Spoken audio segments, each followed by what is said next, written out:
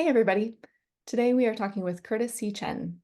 Once a Silicon Valley software engineer, Curtis C. Chen now writes stories and runs puzzle games near Portland, Oregon. He's the author of the Kangaroo series of funny science fiction spy thrillers and the lead writer for Realm's Echo Park podcast. And today we're going to be talking about the Kangaroo series, which Curtis recently got his rights back to and is now re-releasing as author editions. And so these are some of my favorite books. I really have enjoyed these books. And so one of the things I'm really excited to talk to Curtis about is how we are, how we're going to get more Kangaroo books now that he's got his rights back. So Curtis, welcome. Yeah. Hi, Jesse. Thanks for inviting me here. Yeah, so just tell us a little bit about the Kangaroo series and what were some of your influences and what can readers expect out of those books? Sure.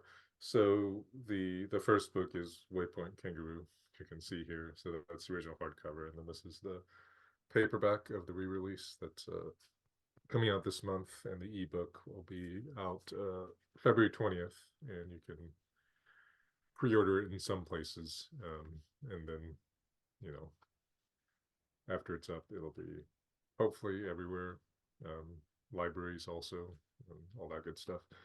Yeah, so the Kangaroo series, it's really built around the main character whose code name is Kangaroo. He's a spy because he has a unique superpower in this world where he can open a portal into an empty parallel universe, which they know that for science reasons that don't really figure into the main story.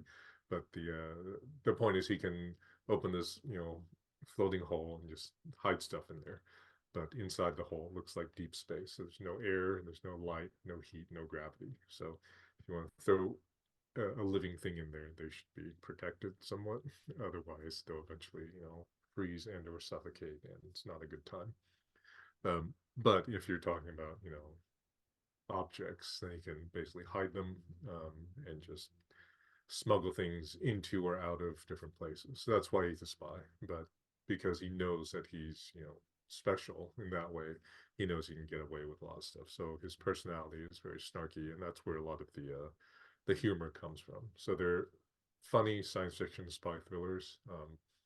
But mostly they read like spy thrillers, and the science fiction part is because in the future and there's spaceships, and he has some sort of biotech implants that help him do other things as a spy.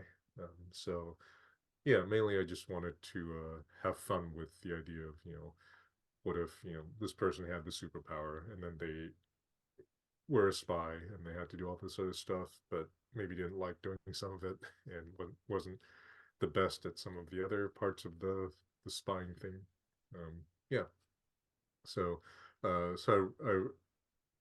had two of the books published previously, and I've gotten the rights back. So books one and two will be reissued in ebook and paperback this spring, and then I'm working on book three and hoping to get that out later this year. And then I have drafts of books four and five that still need a lot of work, but they exist in terms of like I kind of know what direction the series is headed in. So that's good because that is informing how I'm doing the re-releases and doing book three and all that. Are you making any like edits or changes to the original books as part of that? I know when I wrote like the Mhm. Bolari Saga, I wrote book one and put it out, and then by the time I got to book five, I was like, man, there's a few things that I would have changed. I would have said differently, like just a few phrases or a few like tiny details, and I'm like, now I'm stuck here. Yeah, yeah, no, very, very minor things that, like, if you already have, the hardcover, there's no need to buy the new one. I'm putting in like a little bit of new material, but get the ebook from the library or whatever. And I'll probably end up putting some of it online. Like I have a Patreon that I don't do enough with, and then I'm gonna need to do other promotional stuff as the books are coming out. So um, yeah, but I think I kind of felt like you did when I went back, after I got the rights back and I decided to do the re-release myself. I went and looked at the text and I'm like, okay, like I knew there were a couple of things I wanted to clean up in terms of like I wrote the first book and then wrote the second book and then realized like some of the things were inconsistent, mostly because it's like I said, it's science fiction. It's the future, so I have like some future slang terms and just vocabulary that I was using inconsistently in some places. So this was an opportunity to go back and clean that up, but it doesn't change the story at all. And I didn't want to make any major changes to the plot of the story or how things sort of unfolded because I felt like I was pretty happy with the books when they first came out, and mostly it's a matter of just very light copy editing in those terms. But then it's also been helpful because looking at books 1 and 2 and sort of getting back into the mindset of this particular character because books 1 and 2 are all first person, so it's very much you're stuck in Kangaroo's head, and it's kind of all from his point of view and how he's interpreting what's happening in his world. So that's helped me, get back into that way of thinking to finish revising book 3 and then work on 4 and 5, and figure out how to sort of open up the world a little more at this point. Now that I have the opportunity. I know one of one of the reasons I love the books is because I love anything that's like sci-fi mashup with other genres, specifically like, crime or thrillers, thrillers, things like that. But then you've also got like the superhero hero element. How Mhm. hard was it to balance the sci-fi tropes, the superhero tropes, the spy thriller tropes? Yeah, I mean, first of all, thank you for that. Really glad you enjoyed the book, and I'm glad that a number of people have enjoyed them and have asked about when there are more coming, and so I'm happy to be able to tell those people now that there will definitely be more, and like it's all on me now. Like I don't have to worry about trying to get the publisher to do something, which is sort of good news and bad news for me, but that's a separate discussion. Yeah, so for me, with the first book, when I wanted to, you know, work with a publisher at that point, and so I queried it and got an agent, and then worked with the agent to like take it out to different places on submission, and then after we signed the contract, and it was a 2 book deal, working with the editor on sort of making the book the best that it could be.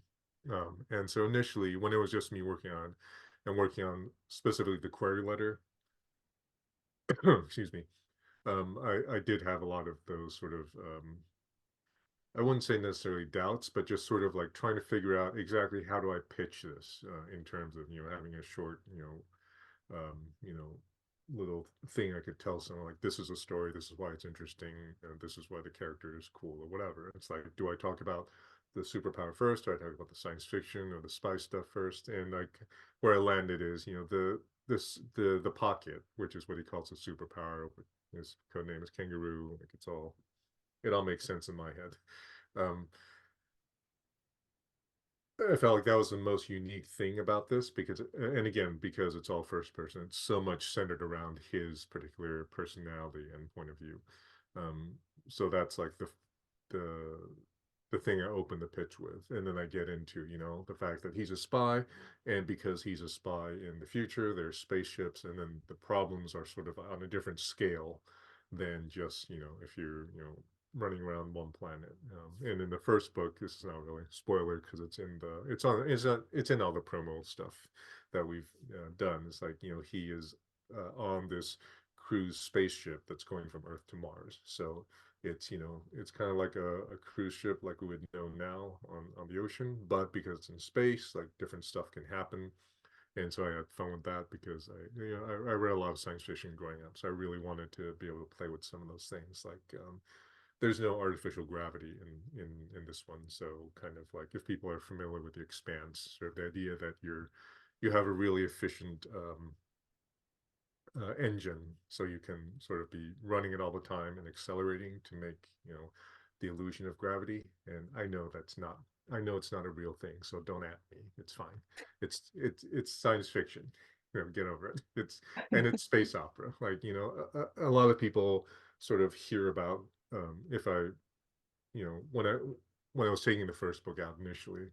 Um, And I would describe it, and a lot of people thought it sounded like hard science fiction, and I feel like it's a little more space opera-y because I kind of hand wave a lot of stuff, and especially the pocket superpower, like that's just flat out magic because I don't explain it all. I kind of say, they're still in the story world, they've got like scientists working with the government, who have been like trying to figure out how it works, and like they test him and they do like all these annoying experiments on him because they don't understand why he's the only one who can do this, and they ideally, now that they know that this is a thing that's possible in you know the world, like it'd be great if they could like make a machine so anyone could have this pocket superpower, but they haven't figured it out yet. And so that's just kind of magic, like, and that's sort of the superhero part. It's like, how can the superhero fly or whatever, or why are they? Well, no, it's just we're just saying that that's a thing they can do, and we're not going to explain it. We're just going to move on with the story because that allows the story to have all these different other elements. So yeah, so I guess my answer to about that is just, I thought it'd be cool. And as I was writing, the first book, especially, it's like, okay, he's going to be able to do this, but then where's the limit so that it can't, like, things can't be too easy all the time. And so, as I'm doing the later books, in some sense, I'm stuck with, what I made up initially. It's like, okay, well, this thing can happen in the world, but this thing can't happen. So that's sort of where I have to start keeping track of things. And, you know, if someone out there wants to start a fan wiki, that would be great for me. If you just, even just like a list of names, like people, places, Oh my gosh, number same. I Yeah. use for that. Like, yeah, I've got some of it already. And the really cool thing with books one and two, when I was working with the publisher, they had a copy editor who went through and actually like made a list of things, and because they also did the audiobooks. It was sort of like, okay, here are all the weird names. Is there any pronunciation notes you want to give to the narrator, sort of thing? Yeah, my editor did that too. And so like she's got an ongoing document with every new copy Mhm. edit. She like updates it and Yeah, it's got all the names, all the places. It is an invaluable yeah, document for me. But yeah. I still like make up random things that she's like, no, no, no, you already said this 2 books ago, and Hmm. this is what you said. Yeah, Thank you for catching that. yeah. Editors are No, amazing. yeah. And I think so I'm having to learn a lot of new stuff about doing the indie publishing um, stuff. And so, it's nice to have some more control over some elements, but I'm still working with other people. So I feel like, the stuff I did before, where I was working with, different kinds of people, but it was still very much a collaborative process. And so now it's a slightly different kind of collaboration. But I feel like a lot of the skills I developed early on, and even before that, when I had like a day job and I had to work with people in an office, like, figuring out how to tell someone's like, well, I don't really want this, I want that, but in a way, because you're like, I don't want to, maybe I was initially kind of upset when I first saw the feedback, but I'm gonna, sit on it for a day, and then I'm gonna write back to my editor and say, yeah, I'm gonna delete the "how dare you" email and say, write the better email, which is going to, not just be good for that initial whatever the immediate issue is, but to foster a better like long-term working relationship, right? So like I've been working with the cover artist a lot, and so I have a lot of questions for her about like, because I'm kind of leaning on her, as she's an indie author herself, and she's done a ton of covers for different people, and she does really great work, as you can see here.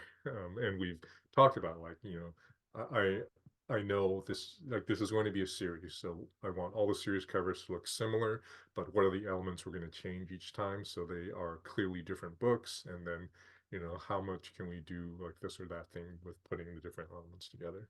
So she's been really great in terms of having a good back and forth, where she's like, these are the things that I usually do, and this is what I recommend, and then I will tell her like, okay, um, this sort of rough comp like looks good, but actually now that I see it, can we change this one thing? And then she'll come back like, okay, well, I changed this one thing, and then here are three different options I thought would work, but which one do you like best? So, um, yeah, so all that stuff has been, it's been educational in a good way. Yeah.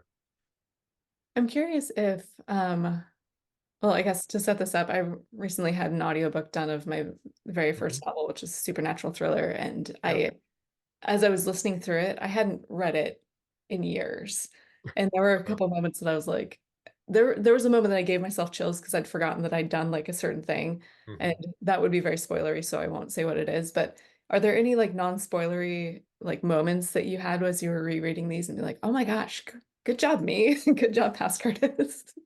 Uh, yeah, definitely. I went through all of, the first book, and that's, in the pipeline now for the full release.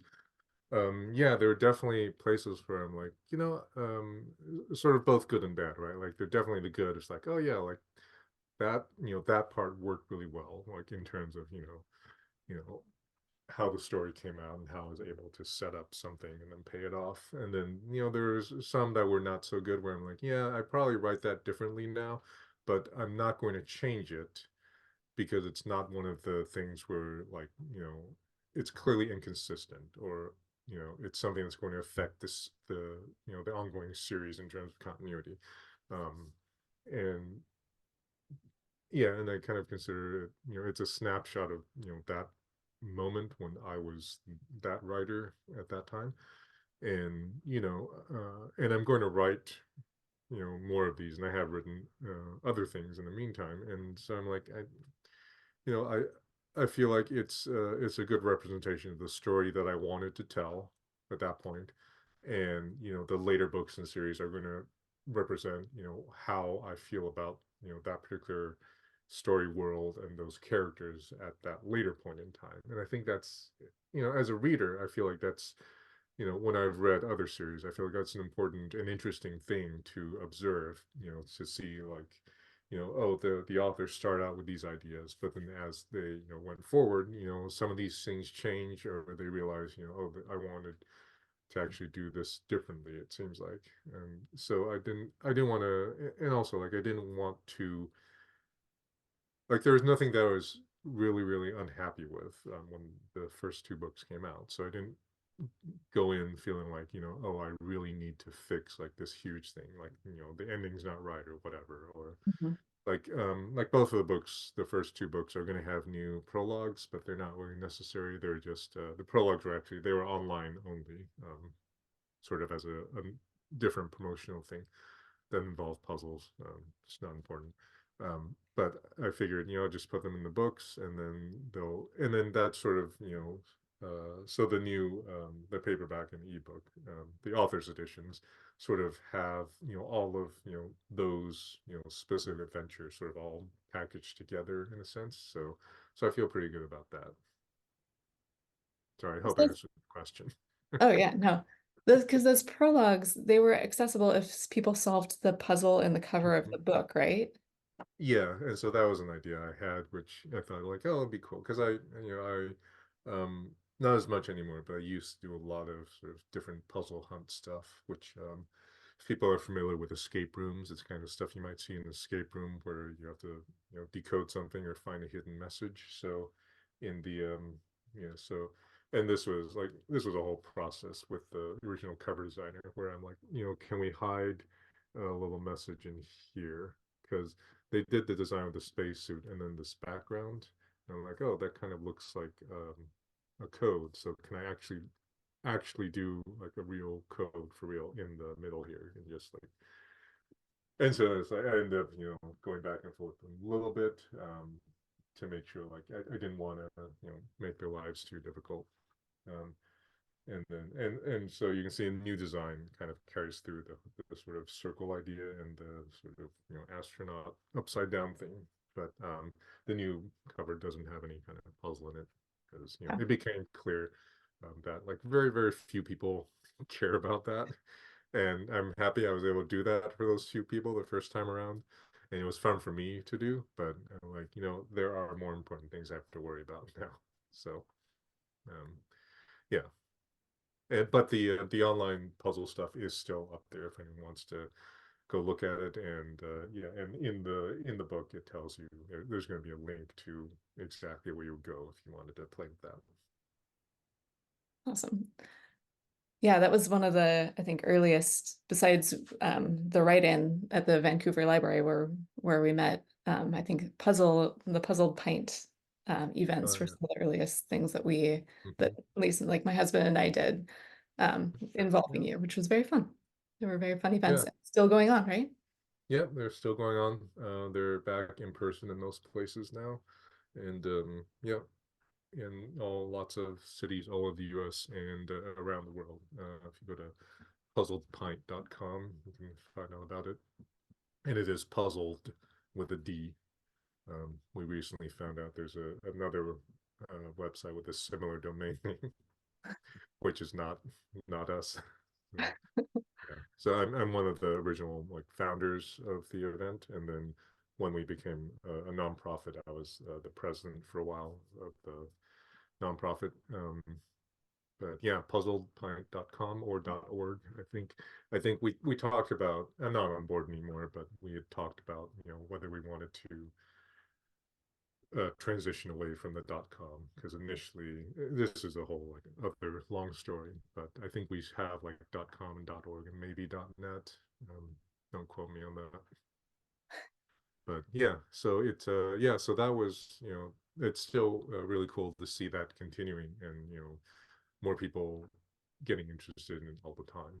And yeah, if you've ever done an escape room or you've ever been curious about sort of like hidden message or decoding puzzles, all the archives are online on the website.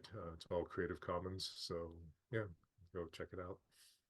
Yeah, it was super fun, and it was like there's a definitely a learning curve, like a real Hmm. steep short one, but it's Hmm. very short. And once you're like, oh, this is what we're doing, you Yeah. like your brain wraps around it and you're like, okay, all right, I Yeah. can I can figure this out. Yeah, and that was definitely part of the sorry, this is this is about the puzzle event, but that Well, was I was part of the asking puzzle initial thing.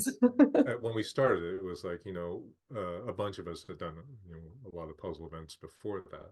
And we wanted something that was beginner friendly, where, it would be an easy way for new people to sort of enter the community and start to understand, what exactly this activity was and why it would be fun to do it.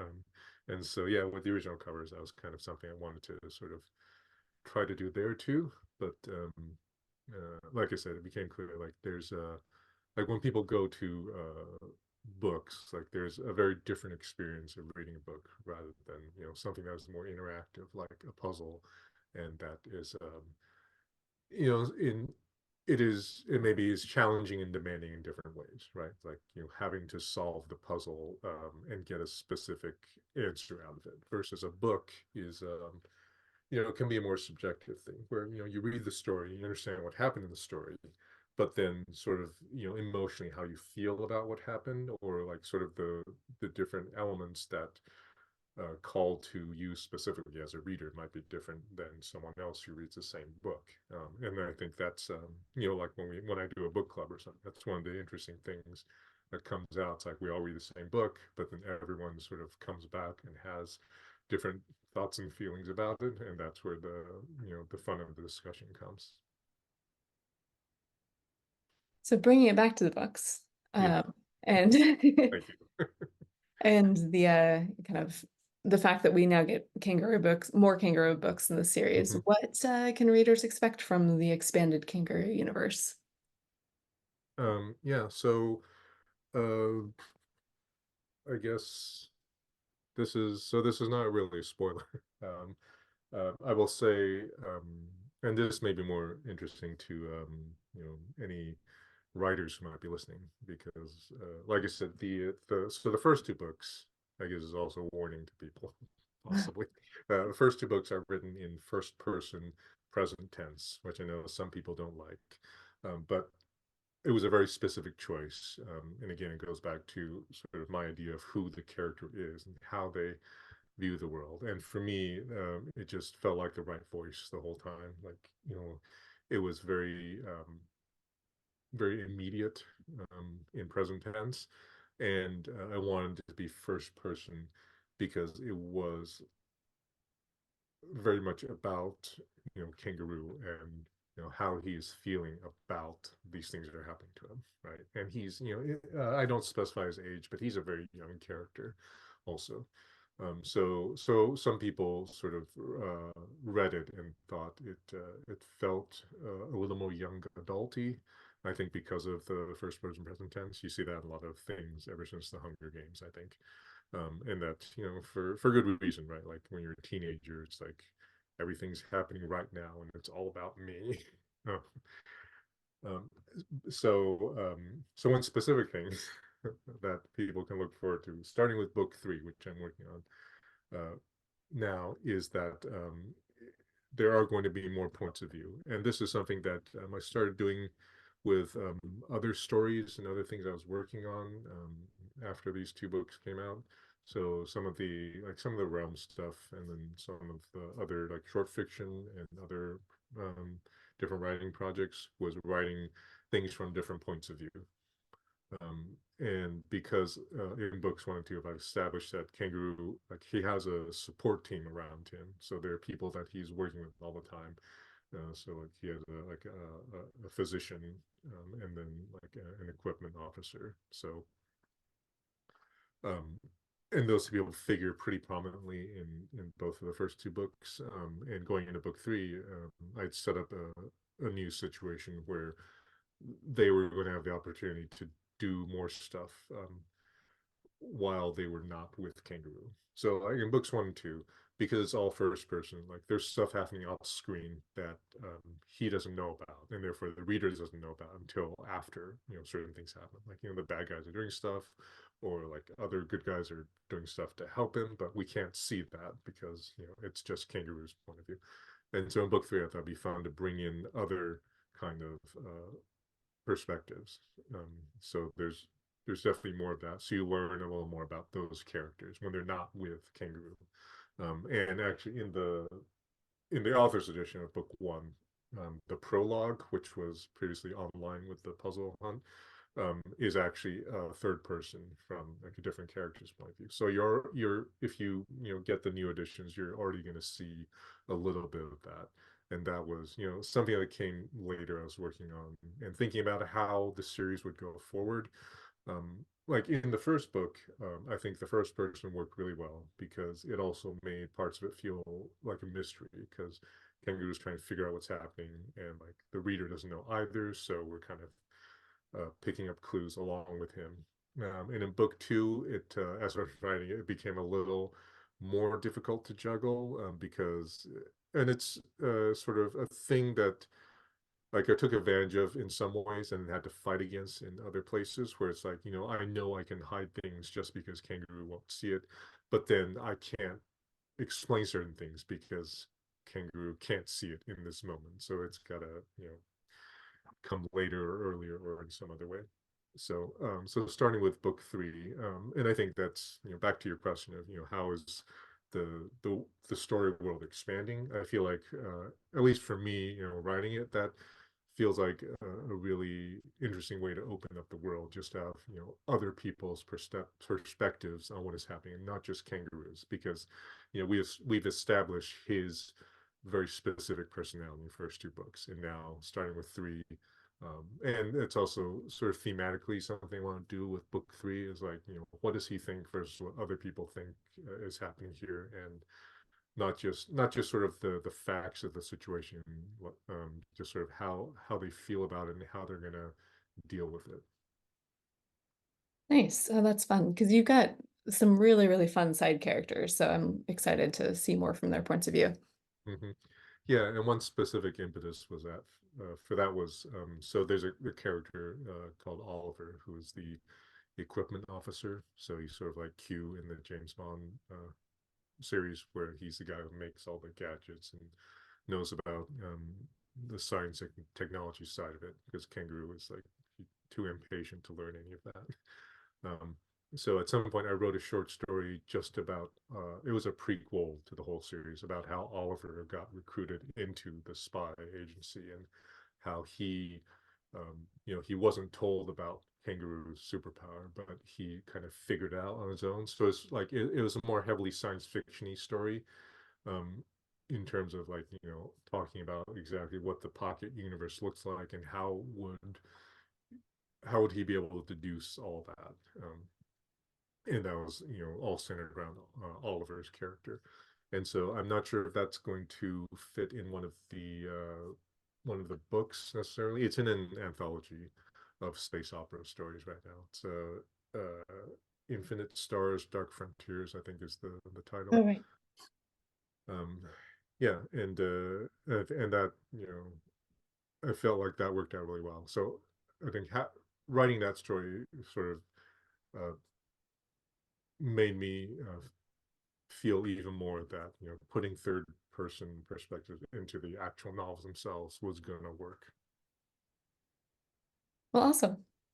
I'm super excited that you're getting these books back out in the world, that you're getting new books in the series. And I posted a photo of my bookshelf in a couple newsletters ago, and your two kangaroo books and were in there with several other books, and a couple people were like, what is that? What are those? I can't find them. They're not on Amazon. I was like, hold Yeah, on. yeah, no, They're yeah, coming. yeah, yeah, So they're coming back. Yeah, I'm really happy I'm able to do the re-release, and like I had a overall a really good experience with the publisher previously. Um, but at this point, I'm really glad that in the initial contract, it was very clear when I could request rights reversion, so that there was no problem with that, and also that the whole indie publishing landscape and like support system and community is there. That it was relatively easy, I think, to like figure out the production aspects and also to like talk to people and get advice on all these different things like editing and cover art and how to set prices on things and how am I gonna promote it and all that stuff. You know. awesome. Well, where can people find you and these books online? Easiest way on the back, yeah, is if you just go to my website here, it's curtiscchen.com. That's and then yeah, there's lots of links there to click on. You can get a list of all the stuff I've published. Short stories, stuff that's online that you can read for free, and these two books. Yeah, and events I'm going to be at coming up. I'm going to Excellent. see you at an event soon, aren't I, Jesse?